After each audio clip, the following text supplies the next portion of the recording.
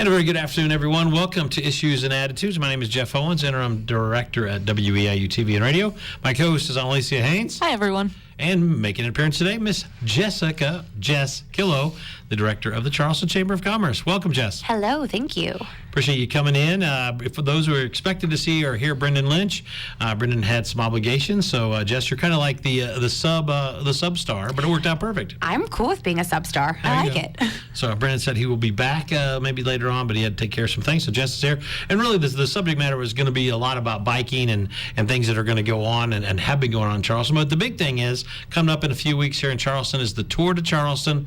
Just tell us what's going to happen there. Yes, so this year it's super exciting. It's our third annual Tour de Charleston. It'll be Saturday, June 1st. And I think there are not a lot of stark differences from the past couple of years, but there are just enough changes that I think people are really going to love it. So let's talk about some of the what people can expect that they usually haven't seen in the past few years. So of course we're still going to have our 25, 50 mile and 12.5 mile ride. But new this year we are adding a 1 mile family fun ride so that everybody can get in on the fun. So it's open to the little ones. It's also open to parents if you want to ride with your kids. We are also going to do a porch party at Rocks. We're super excited for them to host it. I'm sure many community members know that the porch just got redone, so they're going to have drink specials, food specials, and they're going to be able to have some cart-away food. And then we just heard today, Gateway is going to be offering a sample tasting after the bike race at their location. So that'll be super exciting for riders. And then new this year, we are so pumped, we have a beer tent. Now, where will that be? That will be over by Rocks. That was my first question. Where's the beer? Yeah, it's okay. We're all adults here. So that's awesome. So I guess what made you think you needed to add to it? Because it's been a successful event. Yeah, it has been. It's been so successful in the past. But, third year, I think people are kind of, the first year is your inaugural year. Oh, my gosh, it's Monday and I can't talk. So, you're kind of starting off and getting a feel for the public. The second year, I think you just kind of fall into it. But by the third year, I think people are going, okay, what's next? And our title sponsor is First Fed this year. And somebody over there had said, well, hey, my kids are really interested in the bike race, but 12.5 miles is just a little bit too long for them. Can we maybe work on the family fun ride? And Brendan Lynch is our race director, super great to work with. And he said, just no problem. I can map this out for you, easy peasy. And then as far as a beer tent, like you said, we're all adults, and sometimes it's really nice to have a cold beverage when you get done working so hard. And Rocks has been super great to work with. They kind of instigated the porch party, and then they said, yeah, of course, we can help you with the beer tent. So it all just fell into place perfectly. Well, I think that's what I love about a Tour de Charleston, because I've covered it for every year that it's been active, and it's just when I go out there and I see people that I know, and it's like you wave, and it's more than just a bike ride or a competition. It becomes this huge community block party. Yeah, almost, yeah, and to that end, I'm so excited that you said that, because Muse Fest from CTF is of course going on again this year, and they have really grown. So in conjunction, kind of with the family fun ride, they're also going to have a kids corner, and I'm so excited. They're going to have bumper cars. Oh, really? Yes. Cool. Like, how fun is that? And then they'll, of course, have all their food trucks and vendors and craft vendors, and then they'll have musicians. And then I don't know if working in the radio world, you guys are familiar with Robbie Folks. He's a Grammy-nominated singer. Yeah. He will be here. Oh, really? So That's it really is going to be this huge community-wide party. And it's all June 1st, and mainly in downtown Charleston? Yes. So the Gateway, I guess. Yeah, the bike race will kick off. It's a staggered start for the 12.5, the 25, and 50 mile right outside of City Hall. That starts at 8 a.m. And then the 1 mile bike race starts at 9 a.m. So theoretically, depending on your time, if mom and dad wanted to do the 12.5 mile and then do a victory lap at 9 with their kids for the 1 mile, they can. So where will the kids race then? Will they just go around the square? They'll just go around the square. Yeah, that's cool. Yeah, it's exciting. When you think about expectations, and I know everybody always likes to talk about, like, if you're having a golf tournament, you need this many golfers, but do you have an idea of like how many racers and riders you'd like to see? Yeah, we typically shoot for about 250 riders, and that's been pretty consistent through the past couple of years. We still have registration open. We still have room for riders, and this really is, I know every rider gets a chip time bib. So if you're competitive, you can do it as a competitive race. There will be awards given out for the top 3 finalists in the age divisions. But this is also really good for just the casual weekend rider who wants to do something fun with their friends and ride around the block. So registration is still open. You can register at charlestonchamber.com or active.com. The other thing you have available, so some sponsorships available. If anybody wants to say, hey, I wouldn't mind getting involved, in a community focus, a community event. If I could talk like this, they can still be involved in that. Yeah, absolutely. So sponsorship is really key to events like this, as I'm sure you guys know, working with not-for-profits. We really rely on our sponsors and appreciate them. And so, of course, all of our sponsors will get perks to being a sponsor. So you'll be on our race day event T-shirts. Your logos will be scattered throughout the race course on signage and various other perks of being a sponsor. And new this year, we've decided to do some social media imprints for you. So just kind of thanking our sponsors and giving a bit of background about what the sponsors do, and then linking their websites or their social media. Now, some people might be thinking, why do you need sponsors if people are paying to get into the race? Talk about things cost money, and it's one of the things that people always forget when they think, let's do a community event, but things cost money. They do, and we absolutely try to keep the registration for our participants as low as possible. And part of the registration money does go to funding the commemorative T-shirts and the race bags, but just having some of that extra leeway with sponsorships to provide any food and drink beverages. We are funded in part by funds from the tourism department, which is absolutely wonderful. But I'm working in a not-for-profit, funds can only go so far for marketing and perks for our participants. So it's just nice to have. Charleston's kind of becoming a bike mecca with the trail, this race, and all this stuff. Talk about what do we see down the road when you think about Charleston and biking and tourism and all that? Yeah, it's so wonderful just how our community is really thriving with the biking community.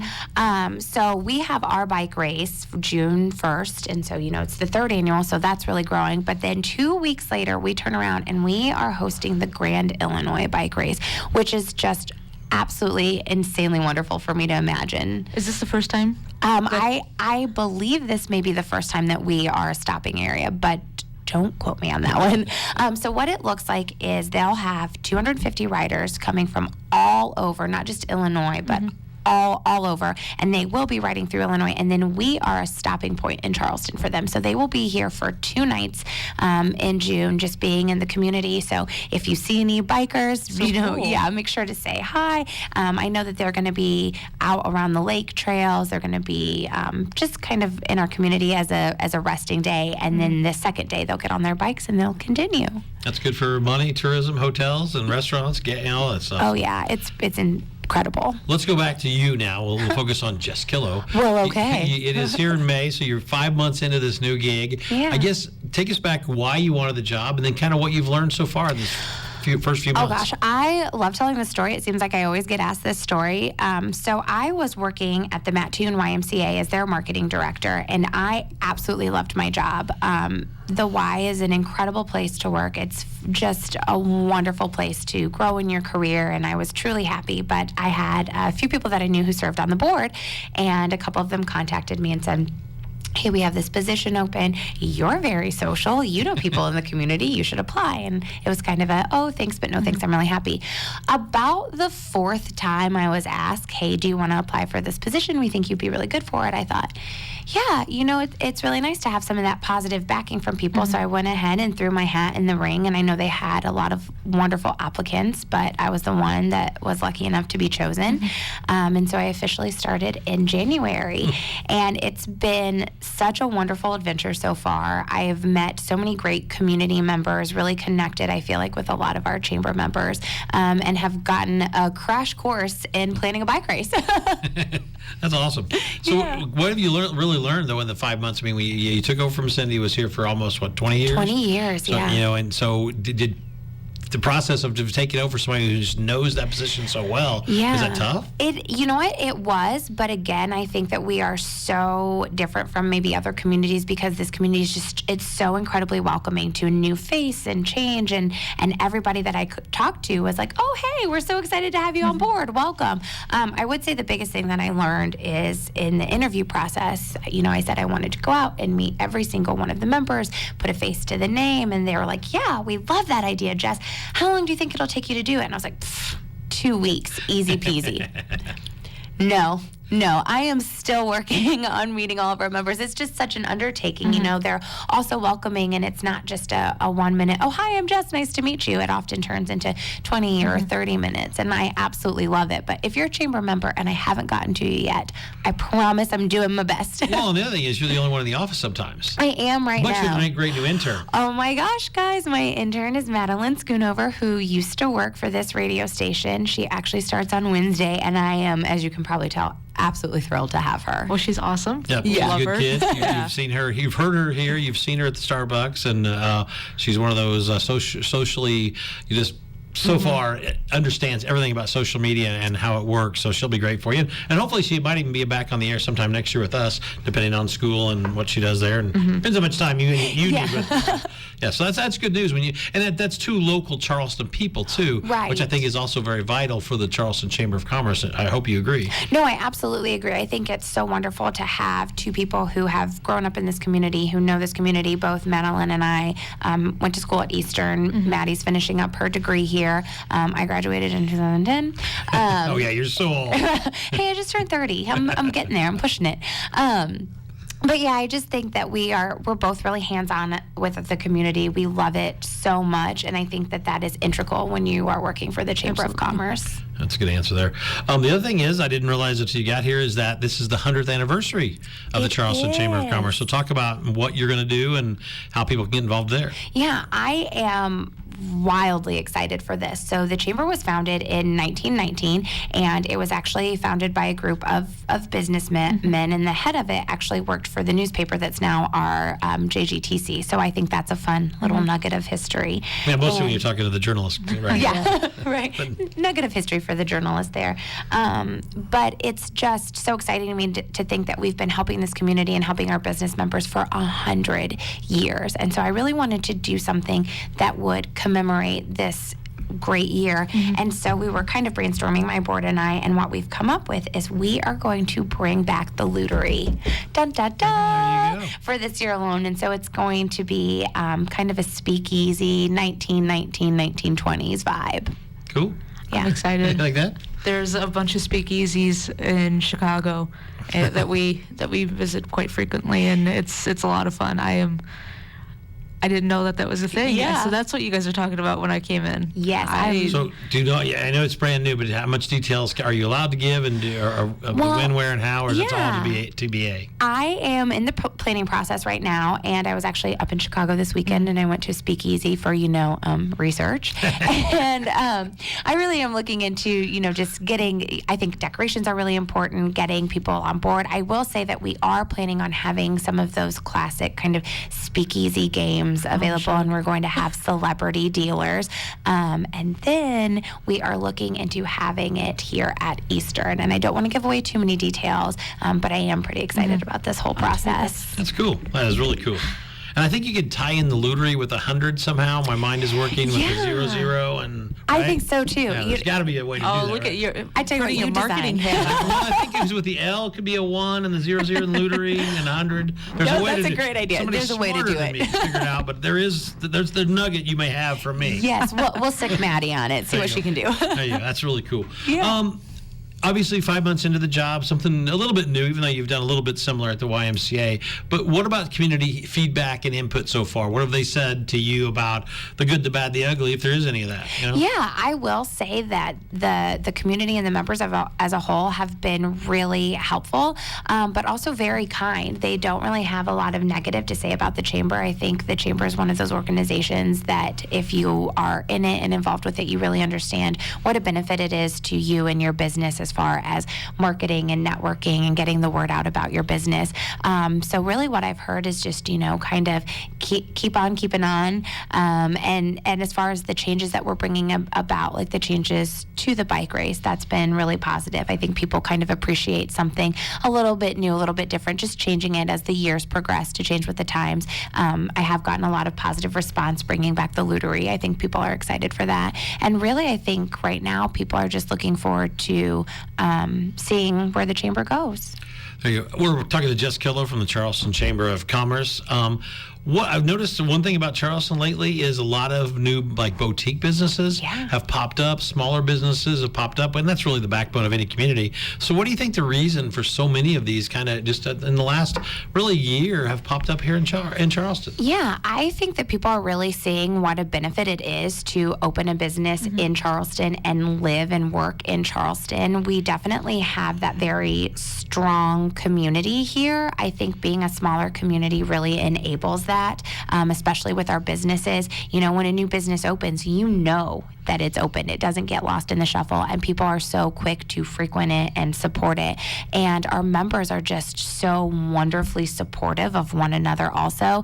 And then our community members as well. And I think something, for instance, that the city building has instituted, a lot of the workers who work at City Hall, every Friday they try to go to a new business. So whether that's having lunch someplace new or visiting a new shop, they try to do that. And then I'm sure you guys have all seen the For Charleston bumper stickers. Right. Yeah. So that's really great, just really making sure that we're supporting one another. And I think when you're a new business in town, you couldn't ask for a better support system than what Charleston gives you. From a student standpoint, Annalise, how do you know as students, how do you find out the best way that when a new business in Charleston opens? Do you know? Or do you think? Well, so I might not be the best student to ask, just because we get notified over at the newspaper whenever something opens up. But from friends' perspective, unfortunately, not a lot of people do know when something opens up, unless social media is a huge factor. Flyers that are all over the place, that's another huge factor. But I think in recent years, at least, compared to I can go back to my freshman year compared to now, I have seen a lot more businesses open up, and they're very vocal about opening up. Dr. Smoothie, I guess that's a new one. The fruit or the frozen yogurt place next to Bob's Bookstore, that's another big one. So I think the best way for students to know about it is that what you're asking? Just get a student perspective. It is social media and advertising, just seeing those flyers all over the place. But it's so hard to get students off campus.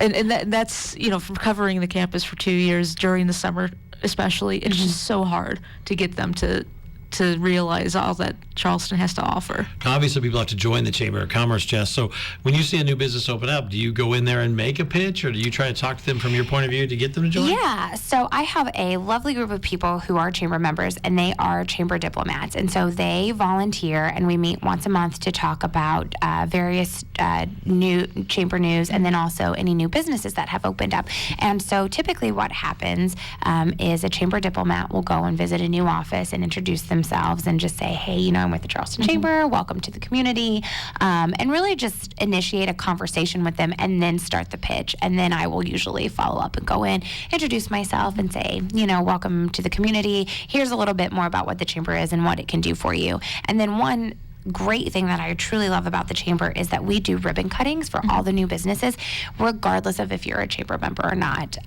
Sometimes it's a little bit tough with scheduling to try to get those done. So there are a few new businesses that we still need to have ribbon cuttings for, but we try to offer those to every single new business just so that it can be a little bit of fanfare.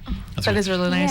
Yeah. We always ask anytime there's anybody that has anything to do with business in Mattoon or Charleston, any rumors out there, anything you want to break news today about stuff that might be coming to Charleston or Coles County? Let's see. I would like to break news that registration is still open for the bike race.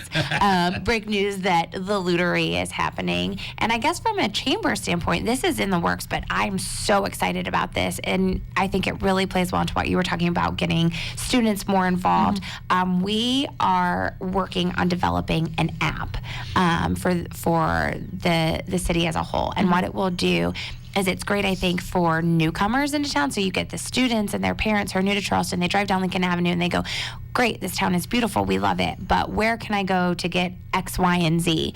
And so just having that app readily available, and it will have all the businesses listed. But I also think it's great for people who maybe have been here for years and years and who are just kind of stuck in their routine, like, oh, I always go here and there, but what else do we have to offer? So I'm pretty excited about that. And as that comes a bit more into fruition, of course, I'll keep everybody updated. Got a timeline on that, or just kind of just We're kind of- just in the talks right now with the developer. So I'm optimistic, and I'm going, oh yeah, January 2020. But I tend to lean towards the optimistic side, so we'll see. That's better than being the pessimistic side, right? I hope so. What's the toughest part so far of this job? Oh gosh. Again, I'm so wildly optimistic. I love every single aspect that it's hard for me to say, oh yeah, this is tough. I think really just trying to go out and meet all of my members. That's something that I wanted to do right off the bat. But again, kind of being a one-person office, and my board and my diplomats are incredibly helpful, and they are always checking in on me through texts or phone calls or emails. Can I do anything this week? Can I do anything today? But really, it's one of those things that I don't know what I need until I know that I need it, you know? But really, gosh, this job is just incredible, and I feel so lucky. Any board openings or diplomat openings, anything in the chamber that you need from the community? We don't really have any openings right now, but, you know, I would love to hear from the community. You know, if you're not a chamber member and you'd like to be a chamber member, feel free to come to the office. We're at 501 Jackson Avenue. You can come and meet with me and talk to me. You can give me a call. I'm at 217-345-7041. Or really, if you are a chamber member and you're listening to this and you're going, oh, hey, I have this really great idea. My door is always open. I love to hear from community members and chamber members to what you think will make the chamber and this community better as a whole. When you go into one of those new businesses, maybe your diplomat's been there, but you know they're not totally convinced. Hey, I need to join the chamber. Yeah. Do you have that like a go-to line or a go-to moment or something that you say? Here's the number one reason you should join the Charleston Chamber. Yeah, I do, and usually that number one reason is just the sheer amount of marketing and networking we can provide you, because we are really just a force to be reckoned with. Really, I mean, we have so many members, and we host a business after hours at least once a month, sometimes twice a month, and that's just one small thing, but you think, okay, if I can go once a month and meet with all my fellow business members and other community members in town, that's a huge network for you to meet and greet and talk to.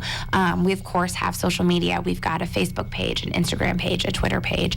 So we really promote for you. If you are a restaurant, you have a special going on, it's super easy. A lot of my members will just say, hey, I'm running this special. Can you pop it up on Facebook? Absolutely.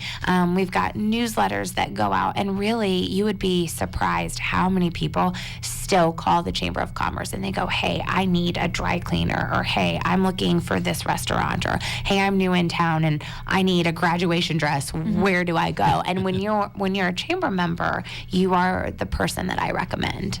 There you go. Any questions from your point of view?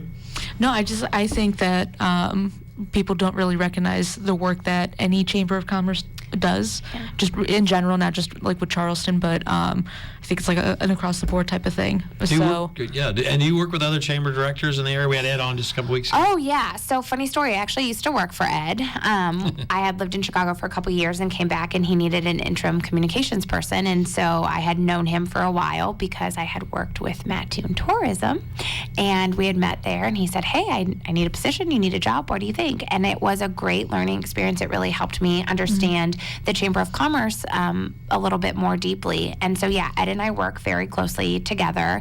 And then, of course, other chamber groups, we're always sharing what we've done. I belong to a Facebook page. It's a Chamber Professionals page. And all the time people are posting, hey, I have this great idea for a fundraiser. Have you guys ever done it before? And if so, how did you get it off the ground? Or I'm really looking to drive my membership. Does anybody have any really cool infographics that I can use? And it's just, I've really found that people involved in the chamber world are like me and wildly optimistic and only want to see their towns and communities thrive, but they also want to help other communities thrive. And it's just such a lovely group to belong to. Any thoughts on putting like a job opening board on your website? Because it seems like there's a lot of local, companies that are looking for people. Because ironically, even though everybody says there's no jobs, there are a lot of jobs. There are. Has that been? Yeah, that's a really great idea, and one that I think has been in the talks for a little bit. It's really just kind of getting onto the back end of our website and figuring out where the best place to put it. We do, if anybody has any job openings and they're chamber members, a lot of times what we do is we'll put it in our newsletter, or we'll even just post it on Facebook and Instagram. So yeah, we are trying to get that out there. We like at the end of the show always to ask unrelated questions. Some are related, some are fun, but it's the fun part. We used to call it the world famous 8 questions. Maybe we'll bring that back. So we have a few minutes left. We're talking to Jess Killough. So do you have somebody that you would think is your mentor? Oh, gosh, I feel like I have so many. Yeah, I do. There are 2 lovely women. I hope they're listening. They're professors at Eastern.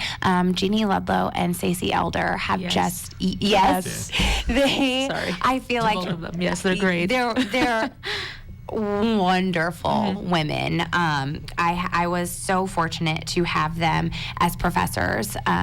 And I just adore them, and I feel like they have really helped shape me as a person, but also shape me in my career. And I feel like I'm gushing over them, but I just can't say enough about them. You must like them too, right? They're fantastic professors, and just, I mean, the thing with teaching and with being around students is, one, you obviously have to love your job. You have to love wanting to help students and they go above and beyond to make sure that students feel welcomed. Yes. And feel like they have a purpose in life in general. And I mean, they've also been great with the Daily Eastern News and supporting the newspaper and helping us out with interviews. But besides that, they're just wonderful women. There you go. So, Good answer. Your first car was?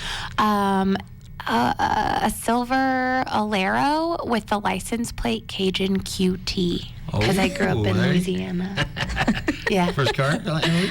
It's my current car. It's a 2001 Acura. There you go.